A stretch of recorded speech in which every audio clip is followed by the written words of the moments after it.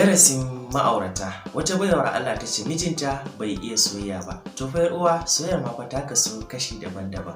Akwai soyayya mai kai tsaye, akwai mai yanci, akwai mara yanci, sannan kuma akwai mai kalma da kalma. Za mu miki bayani akan wannan soyayyaki tare kuma da baki shawarwari ta yadda mijinki zai iya soyayya. Ke dai kalli daga farkon bidiyon na har zuwa karshen ta domin magance matsalarki. Mun gode. Masu kallo barkanmu da haka, barkanmu da kasancewa da ku a daidai wannan lokaci. Sunana Kasim Bubalon. Kamar yadda muka ce da ku a farkon wannan bidiyo, wata bayar Allah ta ce mijinta bai iya soyayya ba, sannan kuma muka zayyana mata wasu soyayyaki da ke gudana a cikin al'ummar wannan zamani. Insha Allah da za mu ku bayani a kanta, sannan kuma za mu ba ta shawarwari ta yadda mijinta zai zo ya iya soyayya. Abu na farko dai shine soyayya kalma da kalma. Wani zai tambaya, akwai wata soyayya kuma bayan kalma da kalma ne ko kuma kamar haka? Wani gaske yar uwa ko dan uwa, akwai soyayya da ake kira kalma da kalma. Misali, idan ka ga mace ko mace ta ganka ta ce tana son ka, dole ne akwai kalmar da ya faɗa miki da yace yana son ki, sannan kuma akwai kalmar da zaki maida mishi wani makamancin haka ko akasin haka. Misali, idan yace yana son ki, zaki ce mishi ba kya son shi, ko kuwa ki ce mishi wani abin da ko ki bashi hakuri. To wannan soyayya ita ce muke kira kalma da kalma. Dole ne wata kalmar ne furta miki, ke ma wata kalmar ne zaki furta mishi cikin sanyin rai ko zafin rai ko makamancin haka. To haka nan kuma akwai soyayya da muke kira da shi wato kai tsaye. Ita wannan soyayya ta kan wakana tsakanin al'ummar mu ta wannan zamani, zamu ce soyayya ce wadda zaki ga a cikin kankanin lokaci kawai zaki tsinci kanki kina soyayya da wani da baki san wane ne shi ba, haka shi ma zai tsinci kanshi yana soyayya da wata wadda bai san wace ce ita ba, tare da ya bincike akan ta ko makamancin haka. Yawanci irin wannan soyayya akan same shi ne a wuraren aiki ko a makarantu. Kawai kana mu'amala da wata dai yau da gobe haka, ana tare ko ana zama abu daya, kawai sai ku tsinci kanku kuna soyayya. Ita ce muke kira da soyayya mai kai tsaye. Da za a tambaye ka taya ka haɗu da wacce har kuka fara soyayya, zai ce bai sani ba. Haka ita ma da za a tambaye ta taya ka haɗu da wane har kuna soyayya, za ta ce bata sani ba. Kawai dai ta tsinci kanta tana soyayya da wane, ko ya tsinci kanshi yana soyayya da wacce. Kenan shine muke kira da soyayya mai kai tsaye. Sannan kuma akwai soyayya mai yanci, akwai mara yanci.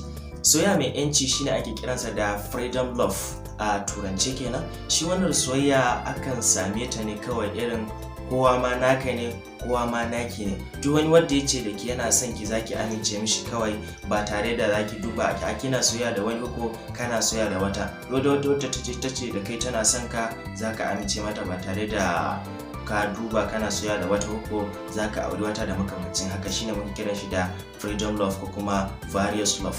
Duk dai ana kiran shi da shi hakan domin mafi akasari hakan tana zuwa haifar wa mutum wani matsalar da ba shi ba.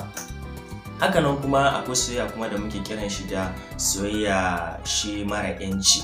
Shi soyayya mara yanci shi ake kiransa wato ainihi soyayyar da akan tilasta mutane biyu a dole sai su so juna su fara soyayya kafin a haɗa su aure ko makamancin haka. To yawanci wannan iya haifar da matsala zance ga wasu mu, zamu ce shine kenan ake kiran shi da wato ainihin soyayya mara yanci kenan. Dole da sai ka so wani abin da kai baka san shi. Wani lokacin yakan iya zuciyarka ta amsa ka zo ka fara son abin da baka so din, wani lokacin kuma ba za ka taba san shi ba. Ina ga kenan wannan shine takaitaccen bayani akan wannan soyayyaki hudu da muka lissafa. Sai kuma yar uwa, ta yaya zaki shawo kan mijinki da bai iya soyayya ba? To akwai hanyoyi da dama da ya kamata ki bi. Na farko, don wasu mazan misali yanzu irin yana dawowa haka, kika zo kika ce masa oyoyo, kika karbe shi, zai ce a baya san reni haka, musamman idan manyan mutane da suka manyanta haka zai dauka kamar reni da dai shi bai san menene ma soyayya ba. Wasu kuma sun sani, sun manyanta amma sun san me ake kira da soyayya. To yar uwa, hanyoyi da zaki fara bi, misali irin zaki fara masa ne ta bashi abinci haka ki ce a bari in sama a baki haka, ko kuwa idan ruwa ne ki ce to bari in baka a baki da makamancin haka. Irin kumbansa kina yayyanke masa wani lokaci ki ce bari in yanka maka kumba, kina dan jan shi da hira da makamancin haka. In ya fita kina tura mishi text, haka nan kuma idan ya fitan kina kiran shi kina tura mishi text din duka. Haka nan idan ya dawo ki kokari kina mishi koyo tun baya so wani lokacin zuciyar shi zai zo ya amsa, kina kokari ko kina bincike me yafi burge shi a rayuwa, kina duba abubuwan da yafi burge shi a rayuwa, kina yi mishi wannan wani wala Allah ko ta fannin kwalliya, ko ta fannin girki, ko ta fannin gyaran gida, ko ta fannin kamshe misali shi mutum ne mai son kanshi haka da sauransu. A hankali zaki jawo ran shi da sauransu.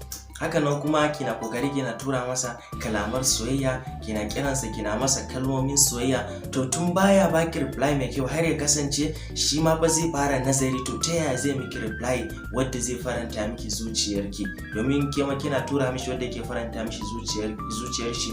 Tun baya baki amsa zai zo ya kasance shi ma zai so ya fara baki amsa. Insha Allah idan kika bi wannan hanyoyi biznillahi mijinki zai zo ya iya soyayya har ma ya fi ki ma yar uwa, domin shi namiji ba wani lokacin wani ba zai tashi sanin ya iya soyayya ba sai ya samu wadda ta iya soyayya kuma ta nuna mishi hanyar. To amma idan aka samu akasin haka kuma ba a samu da tuna mishi hanya ba, sai ki ga a zo a tafi a gurbataccen soyayya. Shi yasa sau tare idan ya zo a wuri wata wadda ta iya soyayyar kuma ta zo ta fara nuna mishi soyayya, to ke ba za a ɗauke ki a ce ki a baya ne, domin baki abun da ya kamata ki ba a farkon auren ku. Zan ce duka nan kawai ga karshen sharhin mu a yau. Ga wanda ba su danna mana subscribing ba da su taimaka su danna mana subscribing. Insha Allah kuma daga yanzu mun fara karanto matsalolin ku zamu ci. Insha Allah kuma zamu na ringa ɗaukowa ɗaya bayan ɗaya muna bidiyo akai domin wasu ma su karu, domin muna yi ne domin al'ummar mu su karu kuma mu karu da ku. Mun gode.